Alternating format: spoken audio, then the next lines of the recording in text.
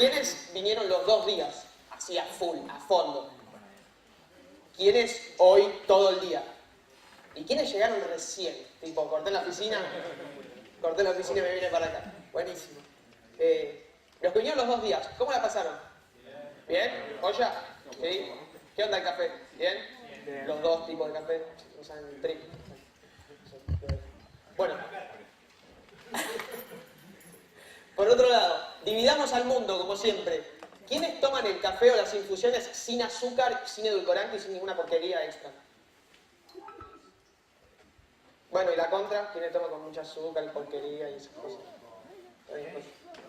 Más o menos para ver la esperanza de vida de acá 50-60 años. Bueno, mi nombre es Ezequiel Maragio, como decía Comodín, voy a hablar de cómo funciona tu navegador web o cómo funcionan los navegadores web en general. Yo soy desarrollador web y hace un tiempo me pregunté por qué es importante saber cómo funciona mi navegador. Más allá de cuál utilice, si utilizo Chrome o Firefox o Opera o Safari o cualquiera. ¿Alguno puede decir por qué es importante saber cómo funciona mi navegador? Entender, aunque sea a grandes rasgos, a alto nivel, qué hace. Porque ver cómo impacta eso en tus aplicaciones web. Perfecto. Esa fue una de mis motivaciones. Muy bien. Está bueno porque con eso vas a saber aunque sean los módulos que existen y este es este. Bueno, para mí, mi motivación principal es, bueno, yo laburo para la web, hace muchos años que hago cosas web y la verdad que la motivación fue, ¿cómo funciona el aliado a mis aplicaciones? Porque la realidad es que sin un navegador todo lo que hago no tiene ningún sentido, porque no es funcional sin un navegador. Después, por otro lado, la realidad es que hoy por hoy es la aplicación que más usamos. Hoy es muy difícil que veas a alguien en una PC que no tenga ningún navegador abierto. O sea, cambió tanto esto que si no tenés un navegador prácticamente no estás usando una computadora. No sé si es terrible, sino que realmente gracias a internet switchamos esto de prender una computadora y uso aplicaciones de escritorio desconectadas, sino que evolucionó todo tanto que hoy todo pasa por el navegador. Tuvimos un montón de charlas donde hablamos de un montón de herramientas, muchas de las cuales tienen una UI, y la UI la ves a través del navegador. La realidad es que pasa todo por ahí. Podemos decir, de manera muy filosófica también, que es una ventana al mundo. La realidad es que vivimos en Argentina y si queremos saber qué pasa en Europa, o qué pasa en Japón, o qué pasa en Estados Unidos, pasa por nuestro navegador, pasa por Twitter, pasa por Facebook, pasa por el que quieran. Por otro lado también, la gran mayoría de servicios que utilizamos, más allá de las redes sociales, sino por ejemplo las herramientas que utilizamos, están diseñadas para correr de la mejor manera posible ahí. Tanto las herramientas que utilizamos para trabajar, como las que usamos para ocio. Y también, ¿por qué no?, los juegos. ¿Y quién sabe en qué lenguaje de programación está hecho un navegador? Muy bien. Sí, están hechos en C++ en general. Obviamente adentro es un software de mediana a alta complejidad y por ende tiene un montón de librerías y componentes que si bien están hechos en C++ tienen otros flavors. Me refiero a otros flavors, están programados de una manera u otra o utilizan una API u otra, más allá de lo que podés hacer con C++, que en realidad es bastante duro. No sé si alguno trabajó alguna vez en C++ o aunque sea compiló algo. ¿Y cómo la pasaban? Porque anda bien. Y si pincha el bill... Bueno, pasemos a los top players. Bueno, esta web es StatCounter, es una web muy conocida que saca estadísticas a nivel mundial y también a nivel país de lo que son los navegadores más utilizados. Esto es desde el año pasado hasta abril de este año y podemos ver que, bueno, gana Chrome. La realidad... No tengo justo el de Argentina, pero sí estuve mirando estadísticas y vi que en Argentina es bastante peor esto. Es del 70 al 75%. Acá estamos hablando que es más o menos el 55-56% que utilizan Chrome. En Argentina es entre el 70 y 75. No sé si alguno me lo puede confirmar porque son datos medios... Sí, ¿no? Taringa, sí. Sí, muy bien. Sí, es re loco. Acá tenemos aún menos cultura de qué nos hace Chrome, ¿no? No voy a andar en detalles. Después, bueno, ahí nomás viene Firefox e Internet Explorer. La verdad que yo en preferencia uso Firefox.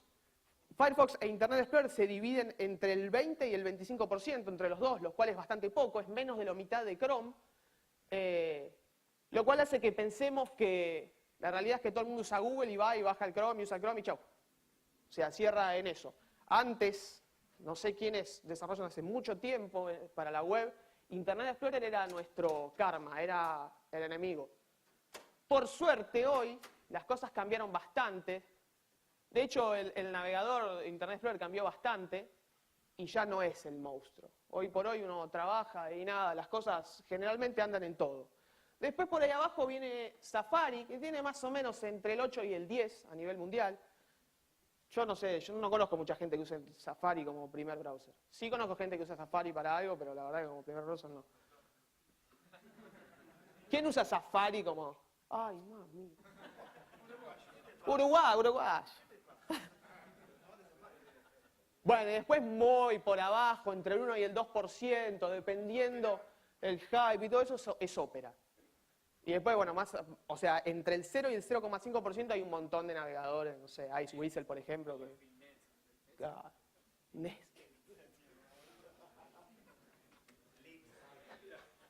Tor.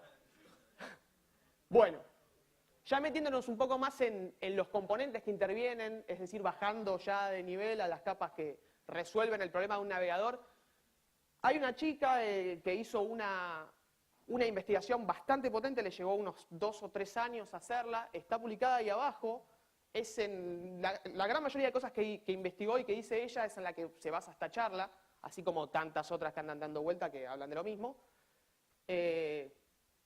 Esta chica, su motivación era similar a las que hablamos hace un rato, y ella investigó primero todos los proyectos de software libre que se utilizan para construir navegadores, y después, bueno, hizo entrevistas a personas, leyó muchos papers sobre algunos de estos componentes, y armó es una especie de paper. No puedo decir que es un paper porque no está avalado por ninguna universidad, pero la realidad es que es un post bastante largo, donde explica muchos de estos componentes más en detalle.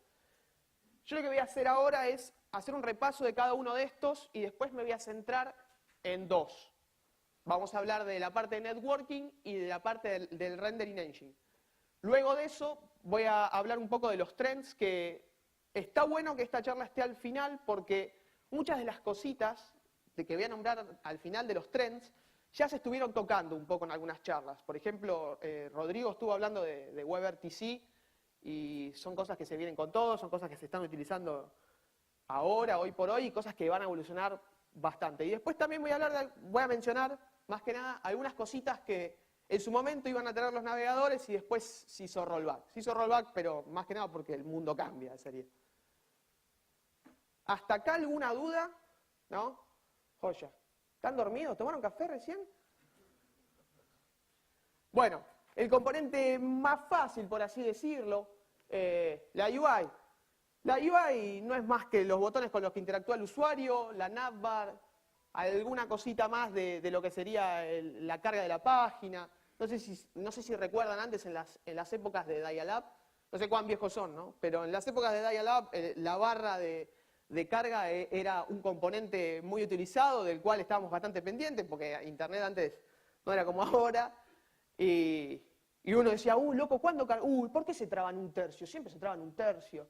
Era así, era así. No sé quiénes recuerdan eso, pero era bastante tétrico. Bueno, hoy por hoy los navegadores son bastante más fancy, no tienen un montón de controles, se tiraron más para lo simple, más para una navbar, más para refrescar, volver y ir para adelante, ir para atrás. Y bueno, si tenés 1200 plugins, lo que te hacen es spam, esa es la realidad. Perdonen para los que programan plugins, pero la gran mayoría de plugins que uno instala lo que hace es agregar un iconito y quizás ahí vas a un menú. El mismo menú está en otro lado. O sea, no es más que eso. Siguiendo está lo que sería el Browser Engine, que podemos decir en términos de software, hace de middleware. ¿Hace de middleware entre qué? Entre la UI, es decir, entre lo que interacciona el usuario y con lo que juega el usuario, y algo que voy a explicar a continuación, que es el rendering engine, que es justamente el encargado de mostrar la página. Entre otras cosas, se encarga de subir errores, notificar eventos. Por el otro lado, también el cargar una URL y notificarte, che, esto cargó, che, esto pinchó.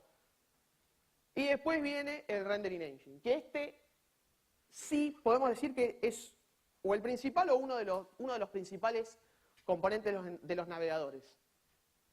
Es quien hace posible que algo se vea en pantalla, es decir, por ejemplo, esta presentación, sí, si no pasa por el rendering engine no ves nada, esa es la realidad. Después, es el encargado de interpretar el HTML o el XML o el CSS, es quien tiene la algoritmia, por así plantearlo, de cómo se interpreta eso para mostrarlo en pantalla de una manera acorde. Y después, bueno, tiene lo clásico que es, hoy por hoy, uno no hace el markup me refiero a la sintaxis del HTML. Hoy por hoy, el rendering engine de todos los navegadores actuales corrige si falta un tag, si falta un cierre de tag, o si hay algún atributo corrido, o si falta alguna contrabarra, algún cierre. Eso también, eso lo hace este actor. Hoy por hoy, cuando laburamos para web, es muy posible que nos olvidemos de alguna cosa, o porque lo corriste con tal y salvaste mal, te quedó una contrabarra, o te olvidaste de cerrar un tag.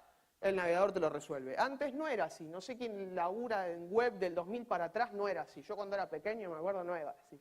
¿Quién labura del 2000 para atrás en web? ¿Quién ha laburado? Bueno, ¿no se acuerdan? Si no cerrabas un tag, ¿qué pasaba? Ibas a Netscape y ¿qué te decía? No, capo. Así. Exactamente, exactamente. Encima era tormentoso. Esa época tenías Internet Explorer y Netscape y era tormentoso. No andaba nada, un desastre.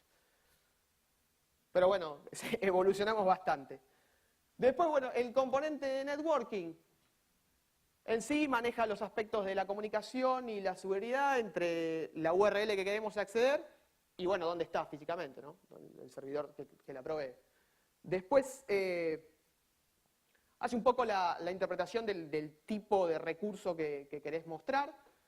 También tiene un submódulo que agarra y guarda en caché, pero caché de red, es decir, che, esto está acá, anda a buscarlo acá la próxima vez.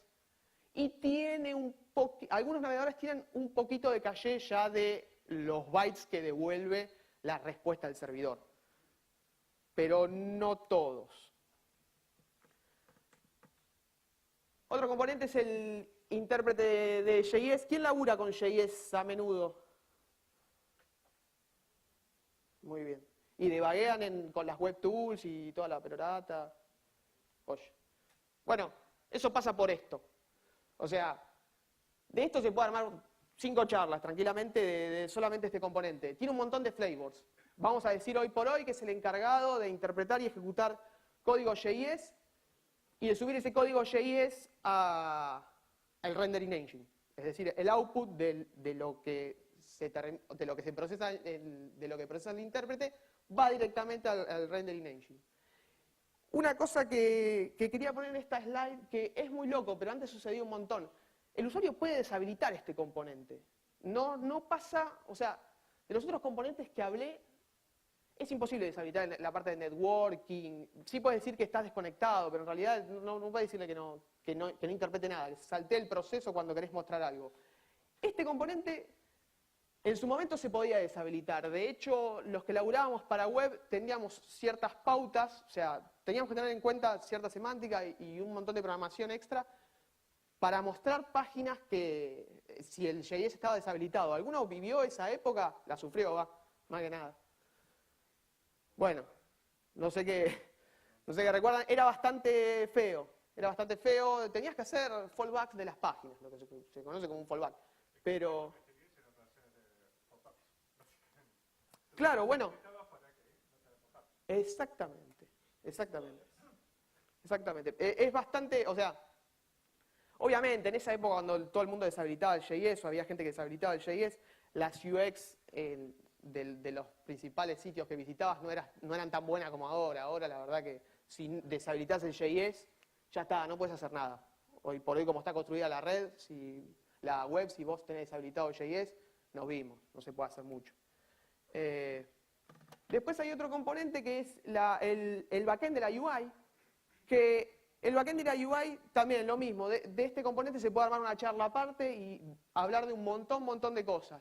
Vamos a dejarlo con que el backend de la UI expone mucha de la funcionalidad del sistema operativo y también se encarga de dibujar widgets, dropdowns y pop-ups de los que son nativos, como el que mencionaba Fer recién. Este componente, la realidad es que tiene un montón de cosas atrás porque justamente que una aplicación consulte una capa de abstracción del sistema operativo, quiere decir que puede controlar un montón de cosas. Entonces, por eso intervienen un montón de agentes adentro de este componente, de los cuales, bueno, también lo mismo, podríamos hablar 1000 años, pero no es el propósito de esta charla. Bueno, uno que fue evolucionando bastante con el tiempo es el de Data Storage. ¿Qué hacemos con este componente? No sé si se acuerdan en el gráfico que les mostré al comienzo, este componente estaba cross. Esa arquitectura de tener la persistencia cross es bastante común en las aplicaciones y también lo es en los navegadores. La capa de persistencia básicamente se encarga de guardar la información que genera el usuario a través del navegador. Ahí es donde van a parar un montón de cosas, como por ejemplo las cookies, la sesión del usuario, la caché de la página, las preferencias que tiene el usuario. Y bueno, con el auge de HTML5 también se encarga de gestionar lo que es el local storage, que es un modelo de persistencia que viene con HTML5 para que las aplicaciones lo utilicen. El data storage es un componente bastante importante, si bien ya el nombre te dice qué es lo que hace, es bastante trivial en eso. Si ese componente tiene falencias, lo que puede pasar es que alguien nos robe la información. O sea, en términos de seguridad, si la capa de persistencia no está bien hecha y no tiene la seguridad suficiente, de ahí nos pueden robar todo. O sea, más allá de sembrarnos y después levantarnos una cookie, que es lo más básico, de ahí nos pueden robar tokens de sesión y hacerse pasar por nosotros y un montón de cosas que son bastante oscuras, así que el componente este le ponen bastante foco también y, como dije al principio, es quien se encarga de persistir todo lo que sucede entre el usuario, el navegador y los servicios que quiere acceder. Bueno, este es el primer componente que voy a exponer.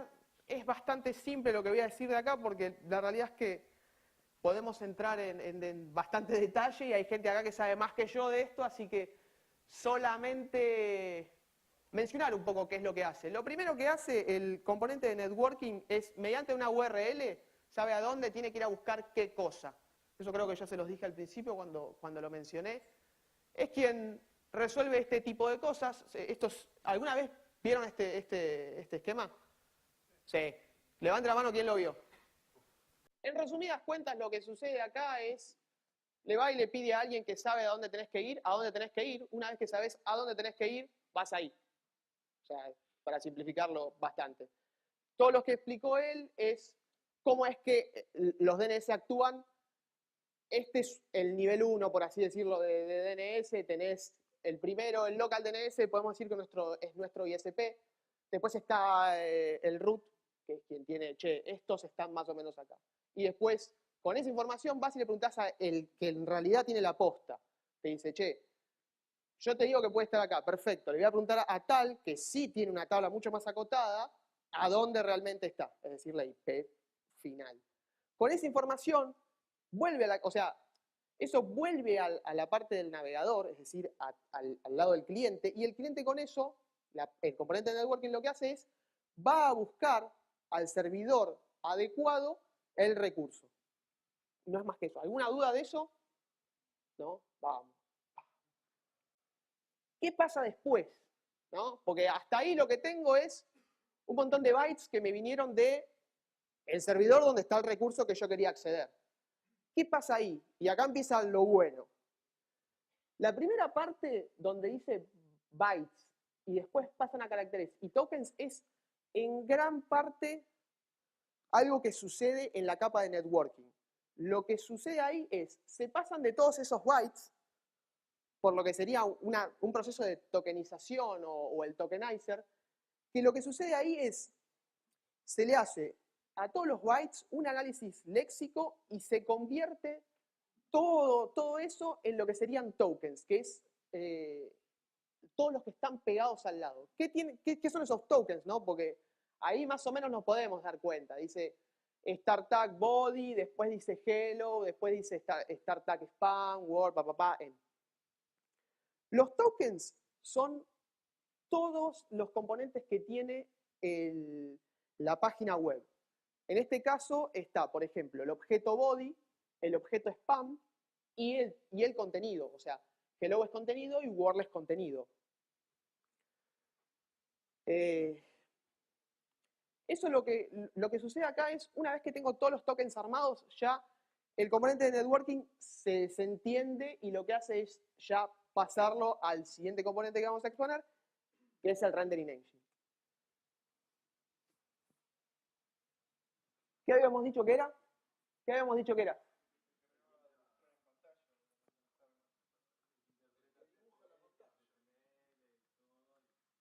Exactamente. Todo lo que dijeron es eso. Es quien se encarga de interpretar todos esos tokens que habíamos armado antes, ¿no? Porque esos tokens así no nos dicen nada. La realidad es que eso es un input para este componente, pero por sí solo, si nosotros nos lo ponemos a analizar, sí vamos a llegar a entender qué es lo que quiere mostrar, pero no lo va a mostrar. O sea, a lo que me refiero es que eso no es, la parte de networking no hace el proceso de renderizar en pantalla esos tokens. Bueno, algunos de los más conocidos, ¿no? De estos también lo mismo, hay un montón de flavors. Estos son los navegadores principales, que los que veníamos hablando antes. Gecko es el de Firefox, un proyecto de software libre muy conocido. Después Safari y el Chrome que usamos en los iPads y en el iPhone usan WebKit, a diferencia de Chrome en realidad.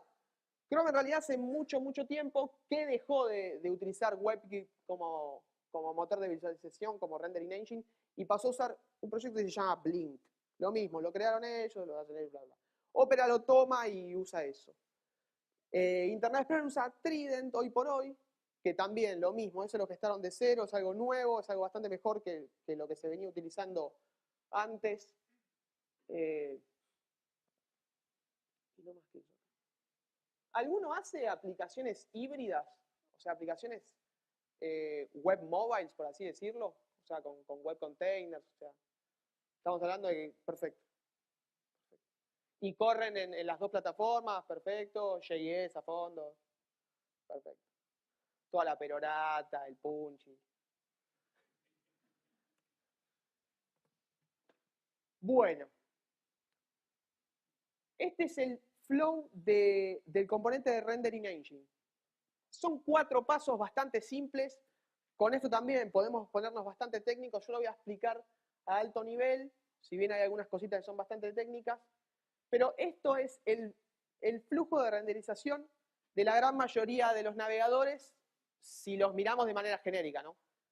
Como vimos en la slide anterior, hay un montón de motores diferentes y cada uno tiene su propio flavor, hay cada uno que refina alguna que otra cosa en el proceso o agrega o quita pasos o fusiona pasos. No voy a entrar en todas las excepciones porque vamos a terminar a las 11 de la noche. Así que bueno. Bueno, lo primero que sucede es armar el DOM. ¿Quién sabe qué es el DOM de los que laburan para web? Perfecto. ¿Qué es el DOM?